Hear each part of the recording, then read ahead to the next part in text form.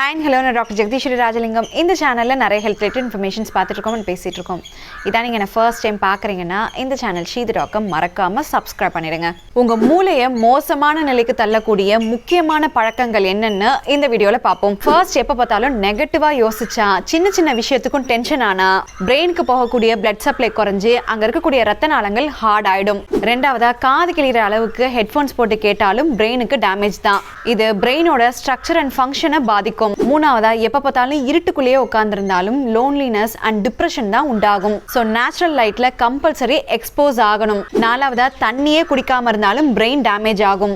Brain 90% தண்ணியால ஆனது. நல்லா ஏசிலாம் போட்டு ரொம்ப நேரம் தண்ணியே குடிக்காம இருந்தா மூளை சுருங்கிடும். அஞ்சாவதா ஒரே இடத்துல நகராம ரொம்ப நேரம் அதே பொசிஷன்ல உட்கார்ந்தே இருந்தாலும் பிரெயினுக்கு நெகட்டிவ் எஃபெக்ட்ஸ் வரும். இந்த ஹேபிட்னால மூளைக்கு போகக்கூடிய பிளட் ஃப்ளோ குறையும். மூளையோடைய முக்கிய செயல்பாடுகளான சிந்திக்கிறது, புது விஷயங்களை யோசிக்கிறது, ஞாபகம் வச்சுக்கிறதெல்லாம் முடியாம போயிடும். ஆறாவதா ஒழுங்கா தூங்காம இருந்தாலோ இல்ல ரொம்ப லேட்டா தூங்கினாலோ மூளைக்கு பிரச்சனை தான். சரியா தூங்கலைன்னா பாடியோடைய ரிப்பேரிங் ஃபங்க்ஷன் ஒழுங்கா இருக்காது.